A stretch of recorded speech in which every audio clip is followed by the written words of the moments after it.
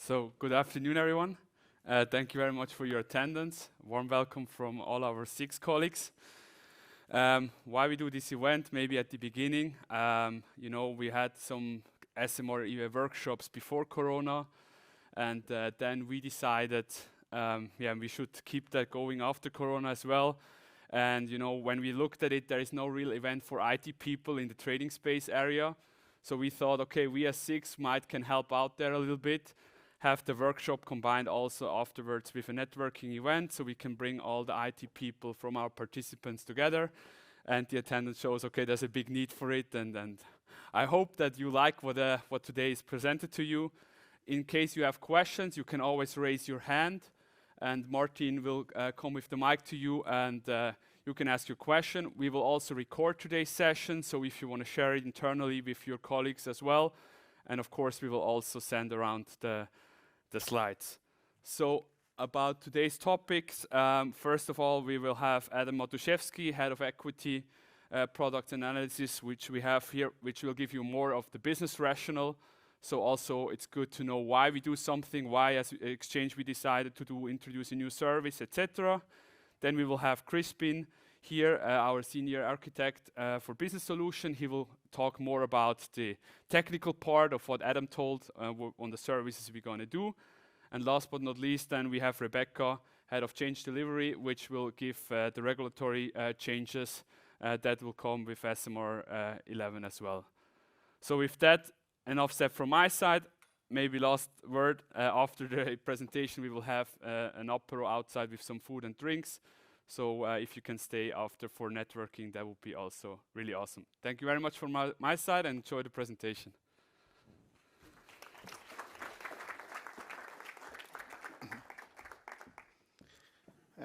Thanks, Pascal. So welcome. I do represent the product team today. So basically we're responsible for launching, initiating the business ideas internally, and then together with the project team, making sure they come to life. In terms of the next 20-25 minutes, I'm planning to talk to you about SMR11, but also give you an outlook what may come afterwards. And instead of focusing on the basically content that is already available in the release guide, I'll be talking more about why we're doing things, what is the business driver, and then hopefully maybe highlighting some key points that were raised to us in the client conversations, and that may be relevant for you as well. So let's dive into the content. Retail orders. So the stop loss, stop limit orders that are coming with SMR11. Let me first say at the beginning, because I got already a few client questions on this, they're not limited to the retail flow. So it can be any type of business activity, institutional, whatever, that can be submitted as a retail order. So the stop loss, stop limit is not limited or exclusive to any kind of order flow. So in terms of the motivation, right, we've been asked by a number of clients to actually come up with retail orders on our market to improve the performance and also reduce the risk. So the stop loss, stop limit will be sitting in the component close to the matching engine to ensure that there is minimal latency when there is a market data trigger. And from that perspective, in volatility spikes, in times of increased volatility, we can ensure high performance when it comes to the execution of those stop orders. And this is only the first patch of those orders. The plan is beyond SMR11. Disclaimer, right? This has not been announced yet, right? But this is something that we're planning, is to bring also the trailing orders. So the trailing stop loss and trailing stop limit as well. For those of you that are using also the EV order book or are sweeping in equities, sweeping Swiss admit on the way to the lid, it's important to highlight that both routing instructions will be available. So the EVO routing instruction, the sweeping routing instruction is available for these orders. So if someone submits a stop order with an EVO routing instruction and it's not immediately marketable, then the add order will be sitting in the component. And when it's triggered, it will behave like a normal EVO order, trying to find the best liquidity across the 3 order books, Swiss admit, EVO order book, and also the central limit order book. There's a lot of detail on the slide. I'm going to leave that with you as well. It's also included in the release guide. So in case there are any open questions, I'm also around afterwards. We can chat about the functionality. I wanted to highlight there's a difference in behavior between the non-equity partition, so partition 2 for quotes, and the equity partition. So maybe that's something to take into consideration. Just making a small pause because I'm happy to take questions spontaneously. We're such a small group, and I think Pascal called it a workshop, so rather than a speech. So happy to take questions at any point in time. If there are none, I'm moving on to the next feature, optional feature related to the previous one by name, and it's totally optional. So with SMR11, we'll be introducing a retail customer flag. And even though it's optional, I wanted to highlight that maybe it is worth spending a bit of time, and if you guys have resources to flag the flow appropriately and pass it on to us, it may become beneficial. Why? Because somewhere in the background, we're doing some business work to come up with dedicated retail pricing or like retail incentive schemes and some functionalities that we have in the back of our mind. It's still very early days to bring them forward to you and maybe discuss what they are, but it may happen that in between releases, so following SMR11 and before SMR12, there will be extra incentive or something dedicated that will be utilizing that SMR11 retail flag that will be available on STI. And having said that, I already had few discussions with clients here in Switzerland and Liechtenstein that are planning to actually implement this flag with SMR11, and few questions came with regards to the definition. What should we be using in terms of the definition of the retail flag? By the way, this is not in the content of the slide, but it came in the conversation. So first of all, it will be down to the member to flag the flow correctly, and it is we're providing guidance, right? FIDLEG is one of our reference points. So in FIDLEG, Financial Regulation, Section 4, there is retail definition, but it's applicable to a Swiss jurisdiction. So if you guys have clients that are, for example, coming from the EU, or some other members also are using the EU MiFID II definition of the retail business, that's totally fine. It is the member's responsibility to be compliant with the appropriate regulation within the given jurisdiction, and also taking into account the domicile of the retail client. We are providing, and I think the release guide will also include the reference to the FIDLEG. However, again, it is your choice and your responsibility. We will not be auditing that as well. I also got some questions. How does this retail client should be identified? Because in case the orders are passed within the organization or in between organizations, it is important to apply that to the last client, right? So basically the end client information is key in identifying the retail flow, so we'll be encouraging you to utilize that. There is one open question we received from some portfolio managers, and that is with regards to pooled orders. So we hear that in certain cases there could be pooled orders containing portions of retail flow and portions of not retail flow. And we'll be providing also a bit of guidance on how to treat those, right? The open questions here remain. What if the pooled order contains more than 50% of retail, less than 50% of retail? Should we be treating it binary, either yes or no? But this is something that we're in a clarification phase at the moment, and we'll be providing some guidance to you on this. So, long story short, even though it's optional, I would like to recommend that you spend resources and time on it, because I think from a business perspective, from a trading perspective, it will become operational and used in production.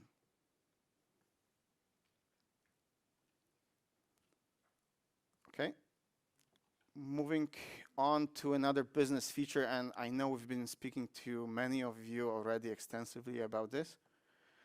This is a new order type that we're launching, auction volume discovery, in short AVD, dedicated for equity auctions, so opening auction, closing auction. We know today that in terms of the business activity, auctions account for a large portion of the business. So looking at 2022, last year in blue chips, 33% of the closing activity came in the closing auction, 3% in blue chips in the opening auction. So 35%, over 35% of the business done in blue chip trading on Swiss Exchange came from auction trading. So this is significant amount of business. And let's talk a bit about the rationale why we're introducing a new functionality for the closing auctions and opening auctions. So in our conversations with clients, we learned that not all the liquidity is being exposed in the closing auction at all times. Especially large investment banks and brokers are capping, so to speak, their orders and only passing on fractions of those orders into those auctions. Reason being is they're trying to manage market impact. And by managing market impact, not to move and impact the price, for example, in the closing auction, they're capping that order and withholding a portion of that order within their order management system. So that means we're not seeing as an exchange full amount of liquidity. And that kind of activity is called participation capping. So they're establishing a participation cap on their orders. Whilst they pass a portion of the order into Swiss Exchange, the other portion may be sitting within their system or may be exposed into the systematic internalizer or in other alternative pools of liquidity. So our motivation here is come up with a functionality that brings that capped liquidity onto the books of the exchange. And this can be achieved with a hidden order type, auction volume discovery order type, that allows clients to park or send the capped liquidity that is currently not being exposed onto the system of Swiss Exchange. It's fully hidden because it's supposed to not to impact the market price. And from that perspective, we'll be launching that with SMR11. And all clients that, for example, are withholding certain positions in the opening or closing auctions are encouraged to use that.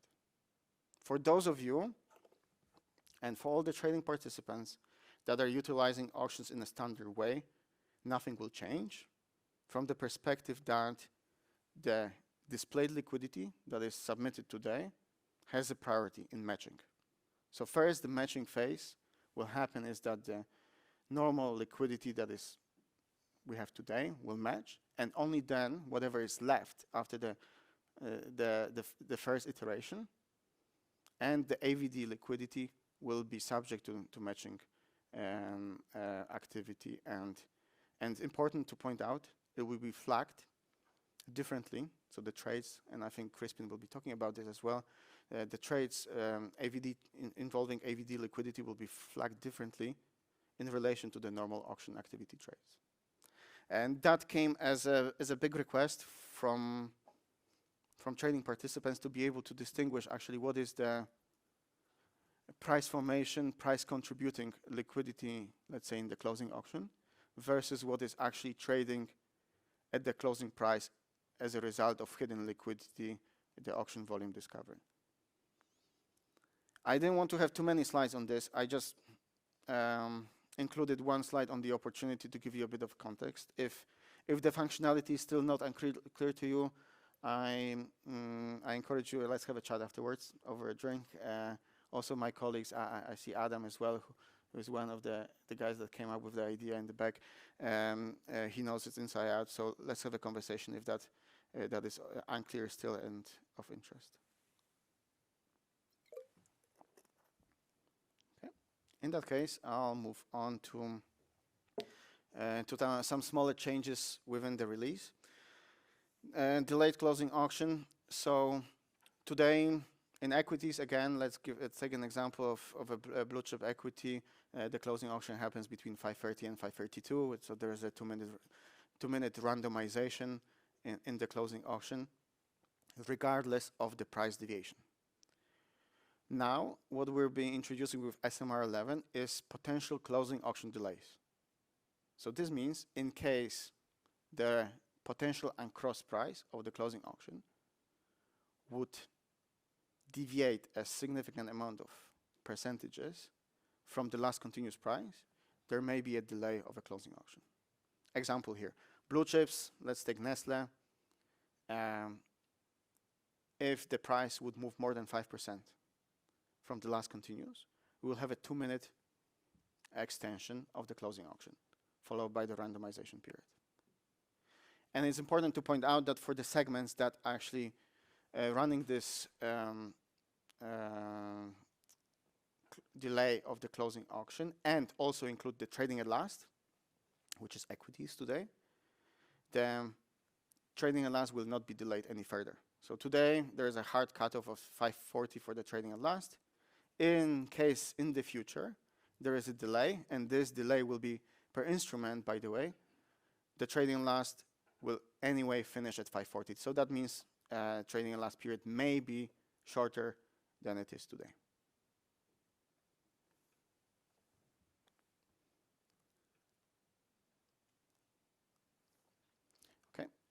Okay, maybe last point maybe to the previous topic. This is not an uncommon feature on other European markets. So you're gonna see that on London Stock Exchange, for example, they do run also closing auction delays. BME, Spanish Stock Exchange, does that as well. So this is something us coming towards the European standard, try to mitigate the risk, and in case of large price volatility, give market a bit more time to digest the volatility and price deviation. Okay, so moving on, another feature that is part of the release is the random end to the unscheduled trading interruptions.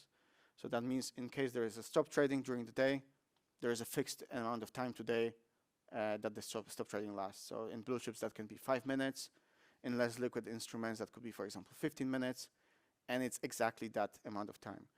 Newly with SMR11 there will be a 30 seconds randomization on top of the period that is scheduled for the stop trading event. So that is what is changing now.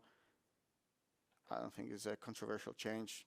Adding randomization removes some risk of market or price manipulation. So generally speaking, randomization is believed to be a good thing, and we try to follow again certain practices that already exist on other European markets.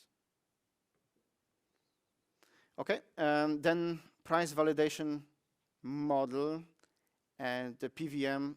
This is for structured products. It has been introduced a while ago, and the change that we're doing with SMR11 is to correct it for unwanted behavior as a result of that price validation model introduction. So today what happens is that in case a client has a large order and the client order is larger than the quote of a market maker, in the auction phase, in the price validation model phase, what would happen is that the larger order will dictate the execution price. That's the situation today. So it may happen that the trade is actually at the worst price, at the client price, which is a worse price than the market maker quote. It doesn't happen too often, but we had situations like this, and as a result of that, we're correcting that market model mechanism that in the price validation phase, it will not happen, and it will be the market maker quote defining the execution price.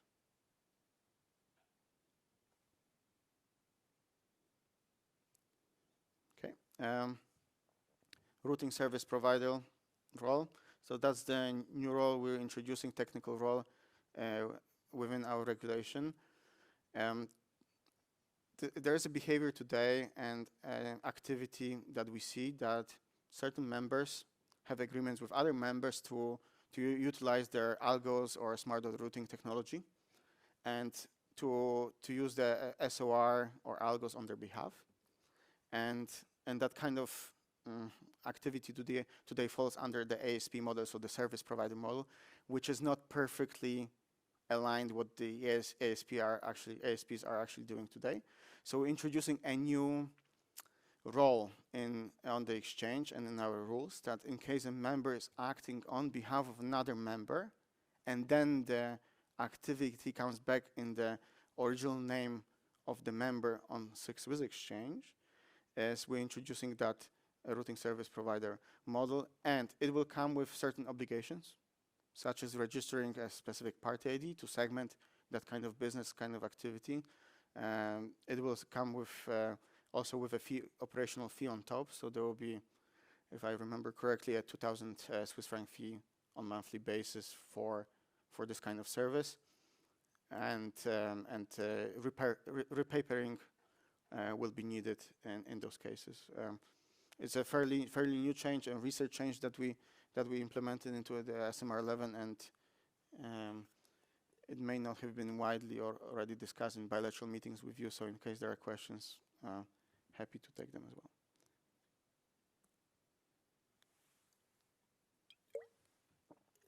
well. Small change, enhancement to the self-match prevention. Self-match prevention today is mainly used by liquidity providers. When they're running both passive and aggressive strategies, they have this SMP enabled, and that means they're prevented from executing against each other. The way the self-match prevention is designed on our market is that the passive order is cancelled. So the feature is called cancel oldest in a way, but there is an exception to the rule, and the exception concerns the IOC and FOK orders.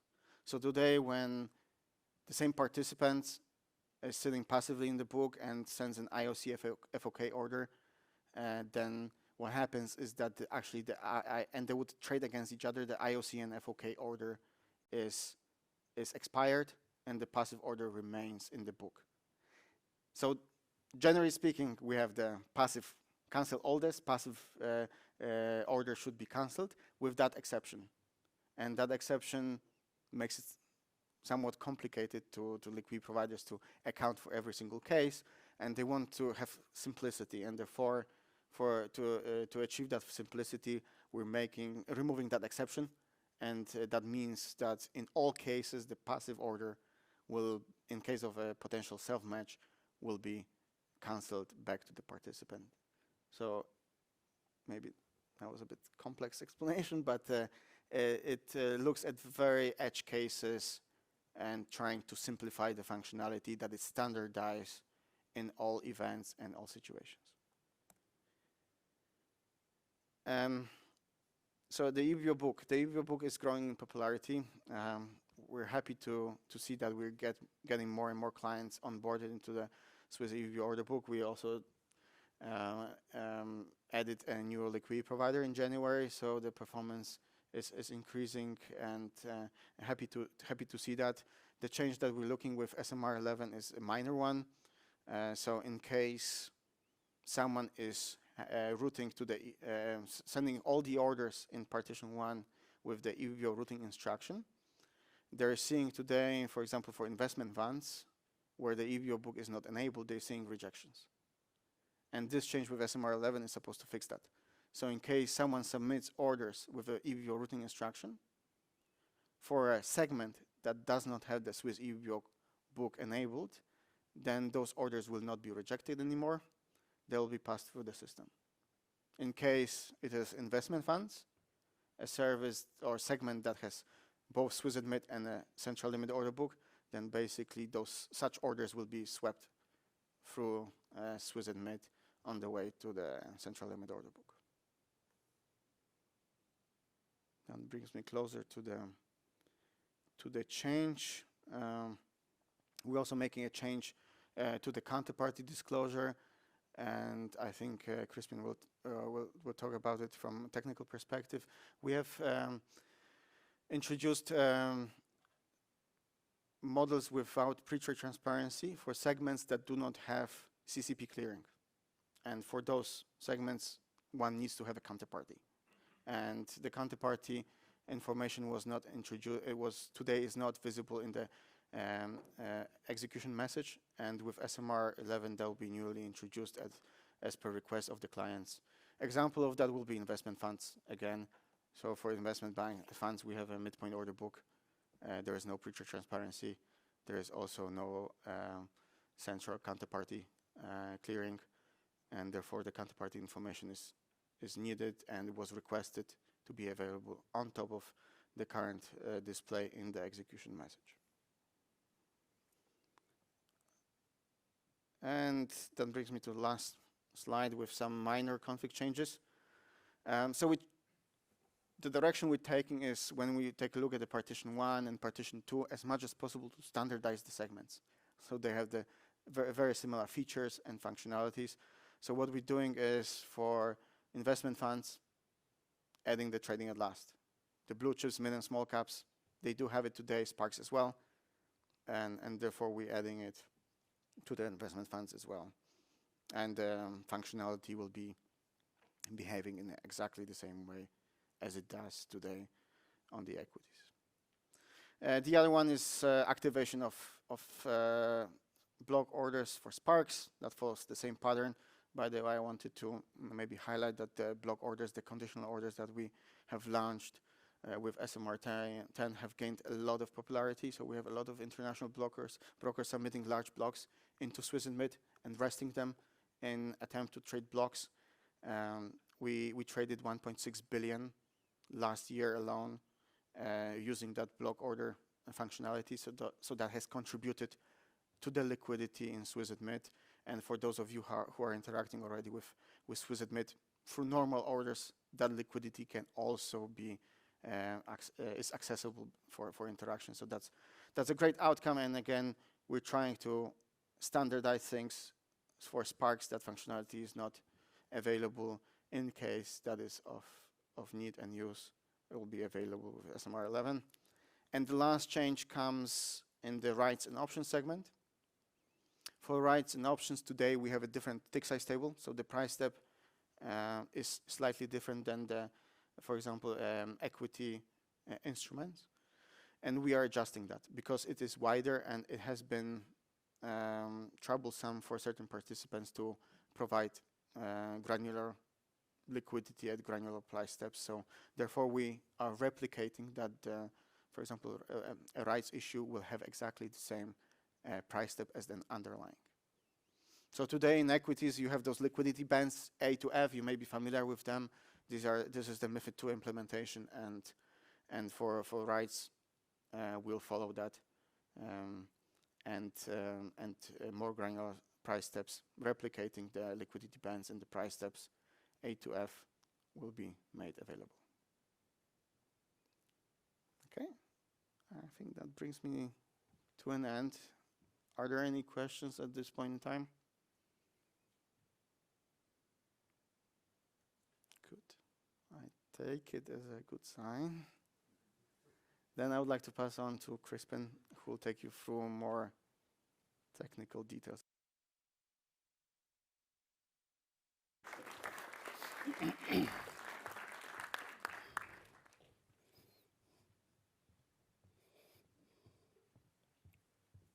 Thank you.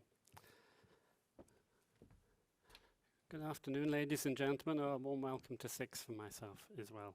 So after that thorough introduction from Adam, I will now change the focus slightly and look more at the technical implementations, how this affects the functionality and interface changes which some of you are having to deal with. And as before, any questions should they arise are most welcome.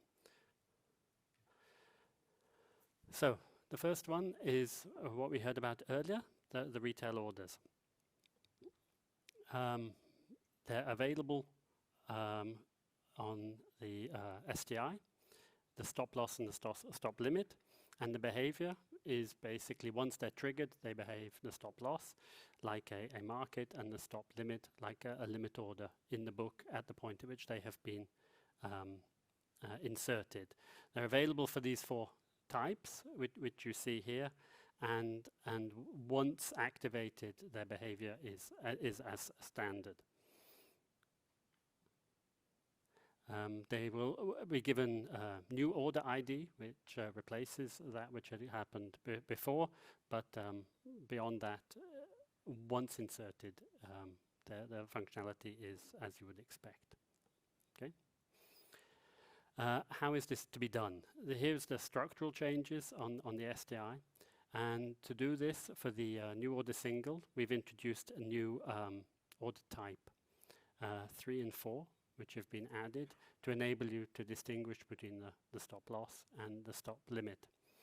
And then there's an associated tag for the price at which this functionality is to be activated. And the same applies should you wish to update with an order cancel replace request. On the execution report, the same thing back again.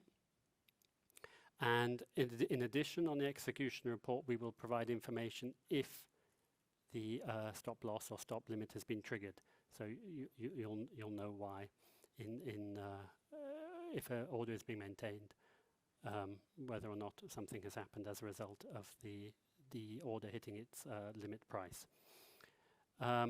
In the confirmation message, we are less granular. We just have added onto the order type a new enumerator, retail, which is a kind of sammelsurium for collecting all of the retail order types, which we are introducing in SMR11, and further on, I presume down the road, as we extend this service, we will flag them on the confirmation in the order type under the retail enumerator.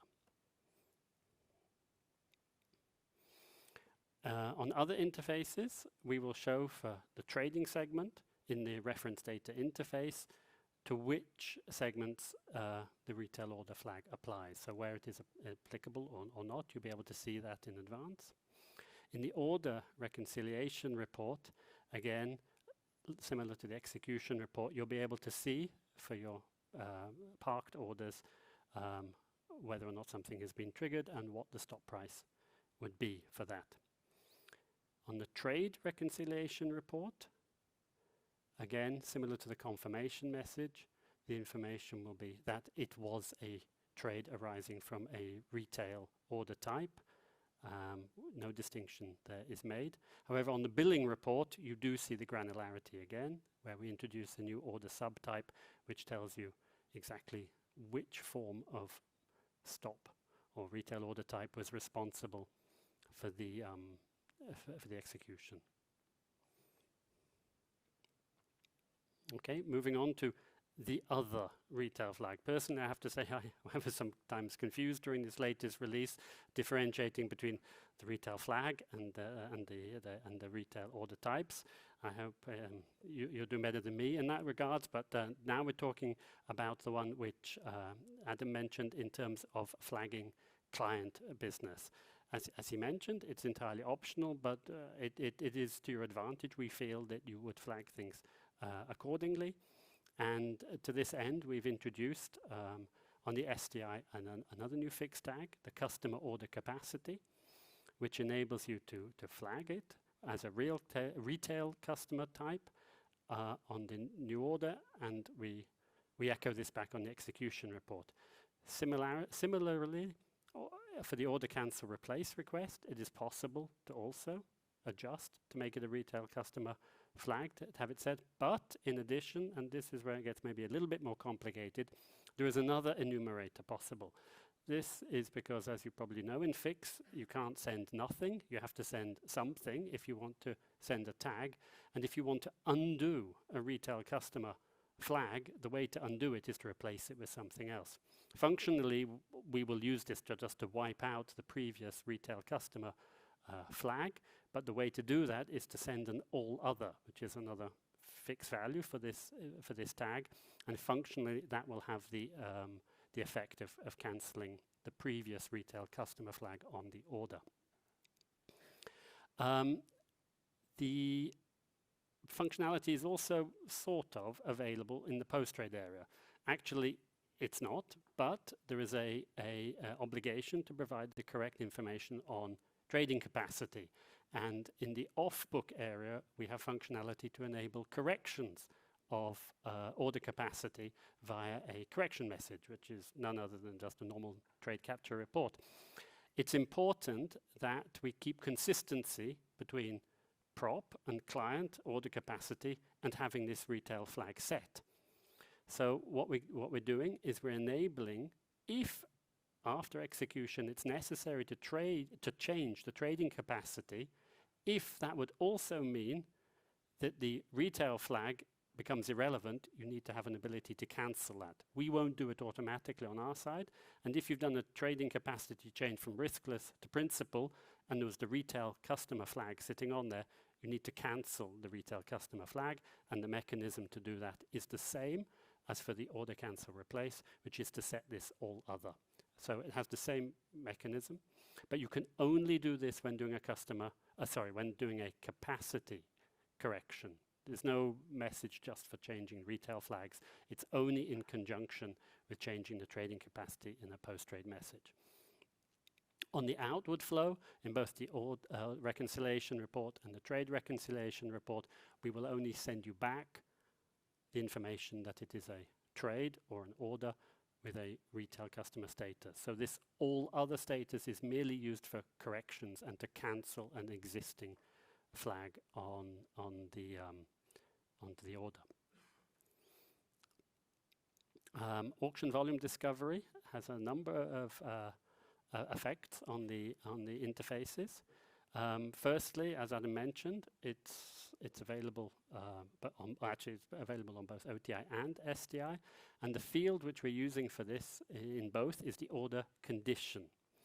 The service, as you can see, is available for use, and because it's subject to a pre-trade transparency waiver, it's basically dark, and that is how we need to flag all of this information differently.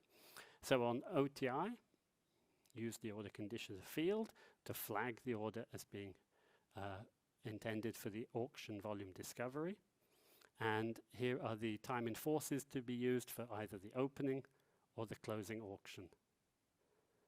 And as also mentioned there, you can qualify the order for a minimum execution quantity. On the STI, same name of the field, order condition, same value, 4, and you can send it in. Minimum quantity also supported. Here, however, it's slightly different on the way out. And the confirmation, by the time the information has worked its way through the matcher and through the post-trade components, it's moved from order condition to order type. Order type, I mentioned previously, it's where we flag the retail flow. We're also going to put the same information, this AVD, also will appear on the order type in the confirmation message. So that's not entirely symmetrical. So on the pre-trade side, it goes in and comes back in order condition. On the post-trade side, the same information is being mapped across to order type. Similarly, as we saw, we are announcing where this AVD can be used, and in the reference data file of trading segment, you will see whether or not the flag is set to enable you to know that AVD is supported for this particular segment. On the order reconciliation report, as on the STI inbound, it's in order condition, same for the drop copy, but for both the trade reconciliation report and the confirmation I mentioned before, on the post-trade, it comes on the order type. Same for the billing report as well. So there's a slight lack of symmetry there, but there are internal reasons, and we think that on the post-trade side, it makes sense to collect this information on the order type, and if you look at the other values available on that field, I think you'll see the sense too. For the closing auctions, actually a lot of this is the business stuff, which Adam has already touched upon, so I don't need to go into huge detail, but there are certain cases which is maybe worth summing up of in which cases the auction would be delayed. The move, as Adam mentioned, is to be more compliant with what is happening in the broader trading sphere across Europe, but and also to bring a degree of symmetry between what we do in the opening, where today non-openings or delays are possible, and in the closing auction, where today it doesn't happen. So giving this ability to allow the market to settle is both good, and we will potentially extend the closing auction by this couple of minutes, once only, and even after that, there is further dependency about what will happen, whether we just uncross anyway or remain with the book, as it were, stopped. For example, there are certain conditions where the uncrossing would still not happen. And this all has an impact on the length of possible TAL, if that is configured for the particular trading for the instrument. So what you need to understand is that for both opening and closing auctions, there will be these defined parameters of what can lead to the change, and this will be, as I'll show in a moment, in the RDI, we'll announce this. Actually, I can show it here. We will add information about what the range is that would trigger a delay in the uncrossing by extending the period of the auction. And we will also announce what the parameter for the extension of the closing auction would be. As a result of this, there are a couple of flags from RDI concerning stop tradings in continuous trading and things which we were getting rid of. They will be removed from SMR11 onwards. So it gives us a degree of symmetry between the opening and the closing auctions. In addition, it's not yet in the specs, and maybe I'm announcing it here too early, so I've just written here to be added.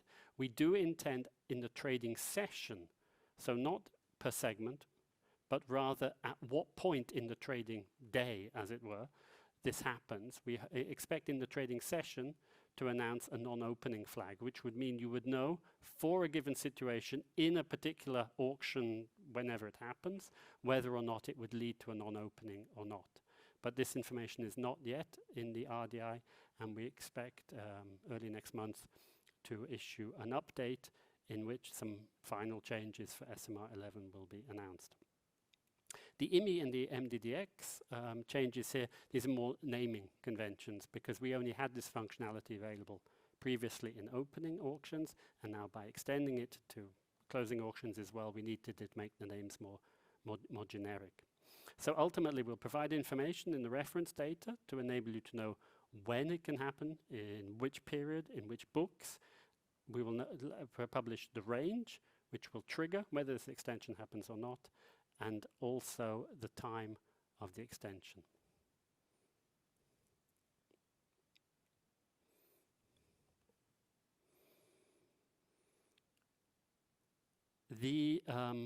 As Adam also mentioned, the fact that up until today, for unscheduled interruptions, we just stop and go back into continuous is, let's say, suboptimal, and so therefore the desire to add a degree of randomization is something which I think is fair for all market participants, and we will make it available by publishing in RDI an attribute which will determine the longest period of time that can happen after the formal end of a trading interruption before continuous can happen again.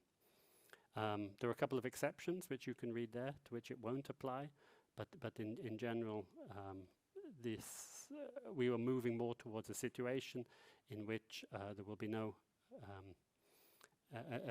let's say calculable timings for the ending of trading interruptions.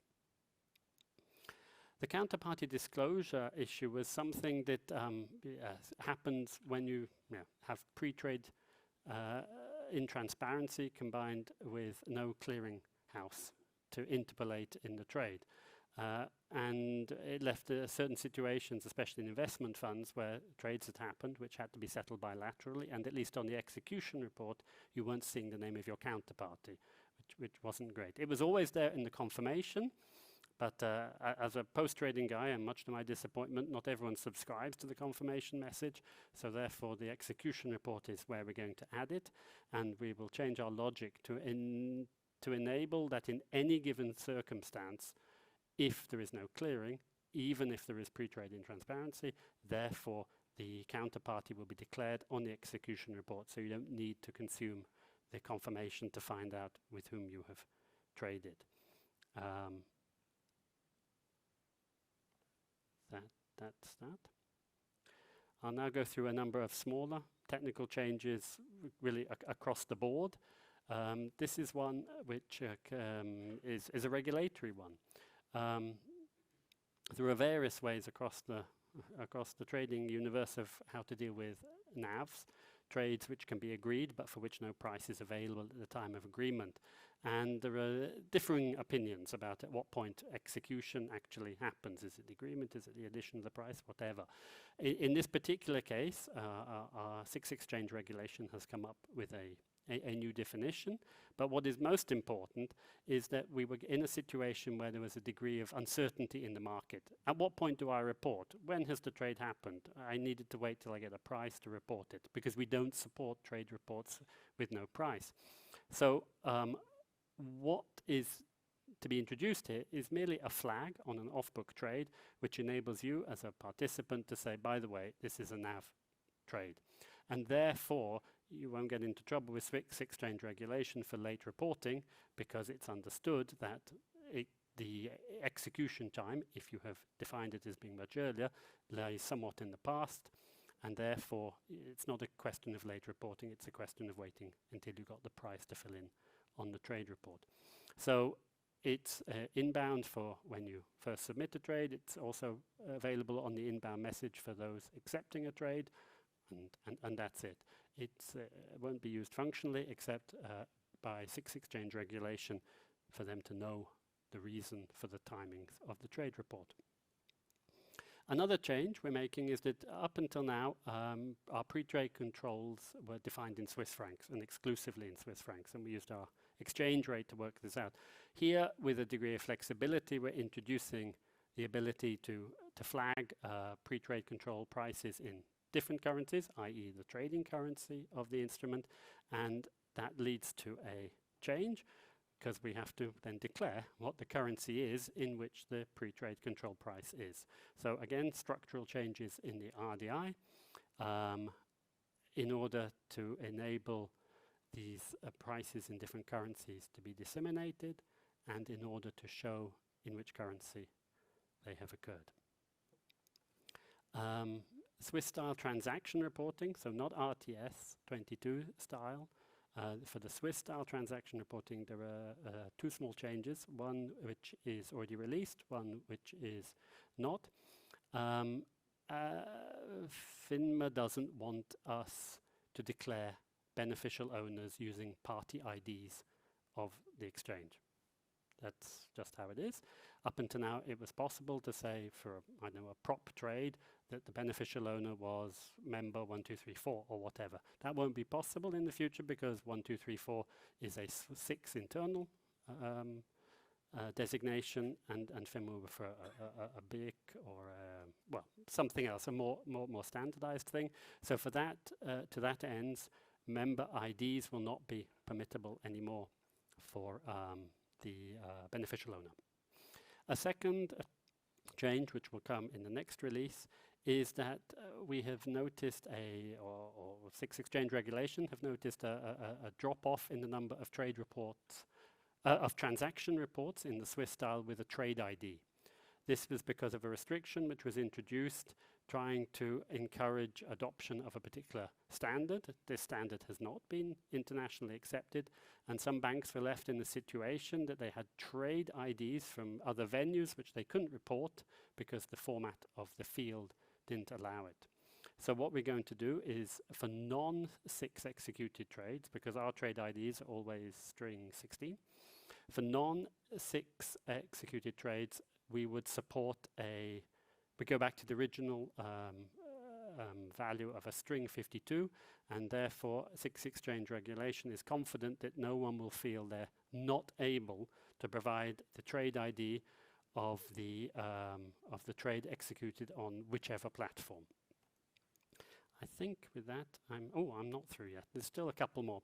For sponsored access, for sponsored users and for sponsoring participants, currently, if in the worst arises and a sponsoring participant needs to restrict or actually stop or reactivate the ability of his sponsored users to access the exchange, you need currently to log in to a particular GUI and deal with the permissions there.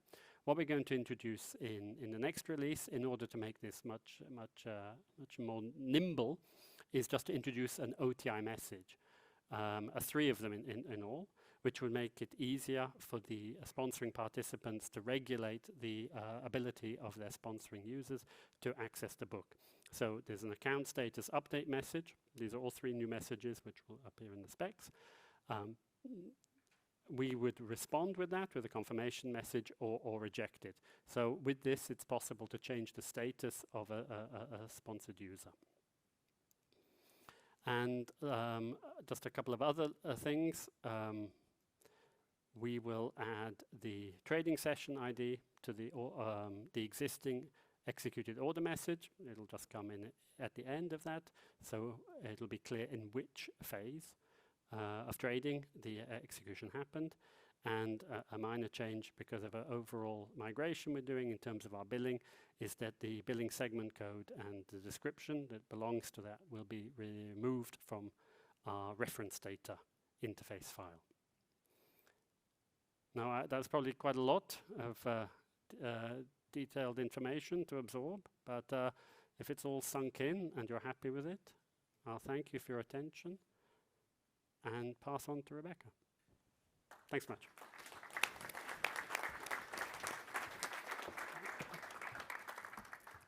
Thank you, Crispin.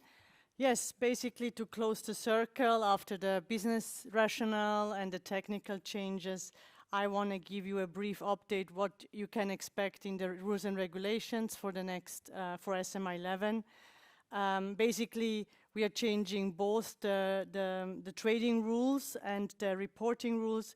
We are changing the Directive 2 for the technical connectivity of members, Directive 3 trading and alternative trading, and obviously the guidelines with the fees and the trading parameters.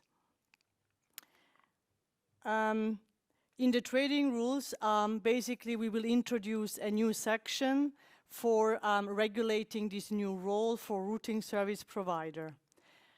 It will be very high level in the rule books, what a routing service provider is. The details and the obligations of a routing service provider will then be on a lower level in a directive.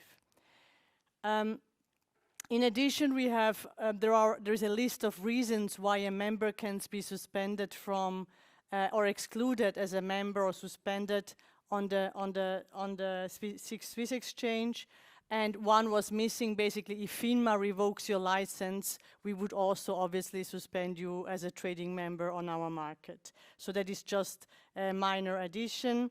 And in the we have a new a parameter exactly to clarify how you have to report NAV trades, net asset value trades in funds.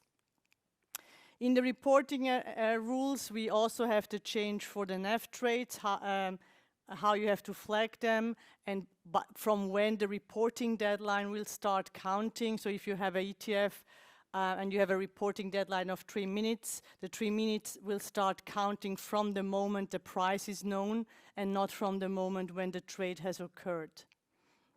That could be, for instance, the next morning as well. We have the new NAV trade type in the office reporting office rules, and there is a minor clarification which was not included. When you have a trade report, you can request exchange to delay the publication of the trade report. And there is a table where you can see how big the transaction is and how long the delay can be. And there is a minor functionality which we had since many years but was not specified in the rules, and that's if you do a very large transaction, a trade report, and you request a delayed publication, and you do this trade after 4:30, then, you know, delaying the trade just until end of business, end of trading is a bit short, so we delay to the next day. And this clarification has now been added, so the behavior is clear. In the Directive 2, I have mentioned already, the only changes we are doing are concerning the routing service provider. What is a routing service provider exactly? What are his rights and his obligations? towards their routing service users. In the Directive 3 trading, we have basically specified what a retail order is, how the retail order behaves. The same for AVD order. We have included the most relevant information about the behavior of the order types. We have included in the order specification which new attributes are available, like the trigger price, which must be defined on the retail orders, for example.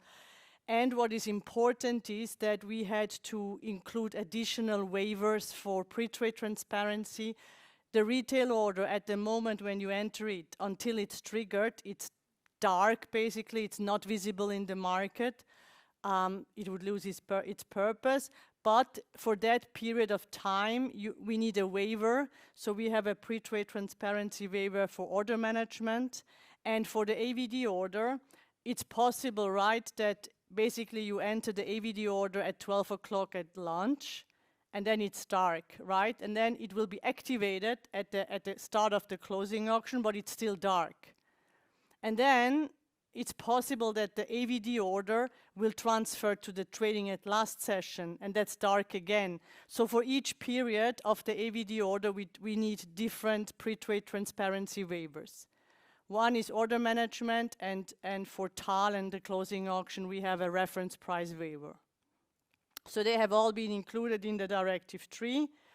Then we have clarified the behavior of delayed closing auction compared to delayed opening. And what is particularly important in this area is, maybe you have overlooked it, I'm not sure, but we don't only delay the auction if there is a price deviation. Also, if you have a non-opening, a market surplus, and we cannot calculate an execution price, also then we would delay. And these clarifications have also been added in Directive 3. Then we have made minor changes in the market models, basically to include this delayed closing auction and the unscheduled, the randomized stop trading end. We have changed the matching rules for the quote, for the price validation model to explicitly mention the quote domination in the price validation model. Again, the NAV trade type and the specification for the delayed publication, right? Because if you're a trading member, relevant for you for reporting is Directive 3. If you're a reporting member, then the trading rules are relevant, depending if you go on exchange or off exchange. Directive 5 for alternative trading, which basically covers Swiss at Meet, Quote on Demand, and Swiss CBO. Here we have basically copied mainly the changes we have done in Directive 3 just for the respective services. Especially relevant here is the counterparty anonymity, which we have removed from the directive, and we have moved it to the list, to the guideline, to specify exactly for which segment do you have counterparty anonymity for which service. So it's much more detailed now. We have also added the new order type, retail, AVD not, because AVD is not available in Swiss Admit, it's not available in Swiss CBBO. And basically, again, the pre-trade waivers and the order specifications. In the trading parameters, we basically then further detail the parameters. For instance, we define for which segments you have the individual order types. We also include the parameters for the delayed closing. Basically, the parameter, the deviation is the same as in the delayed opening. The duration is just 2 minutes. It's in general always 2 minutes. We don't differentiate between blue chips, mid and small cap. The delayed period is always 2 minutes.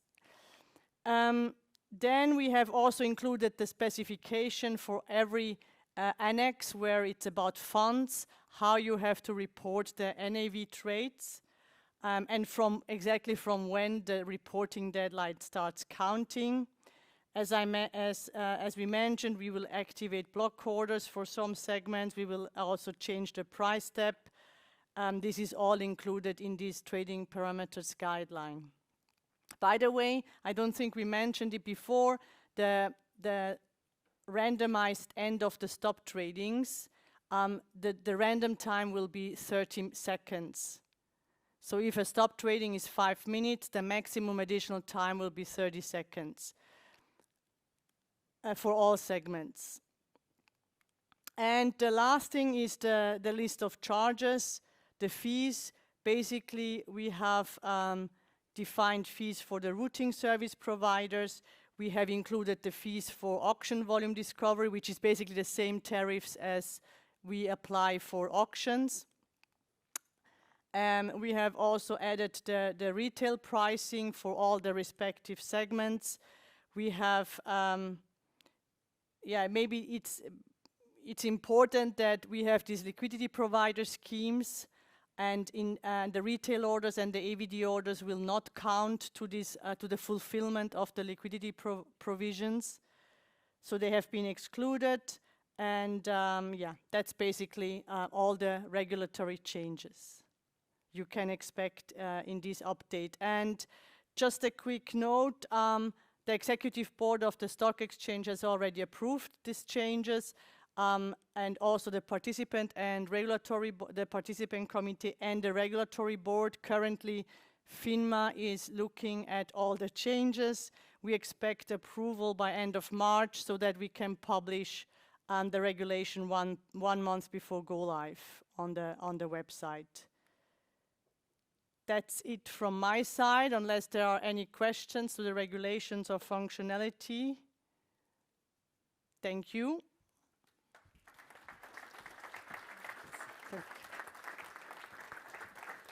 So thank you very much for your attention for today's presentation.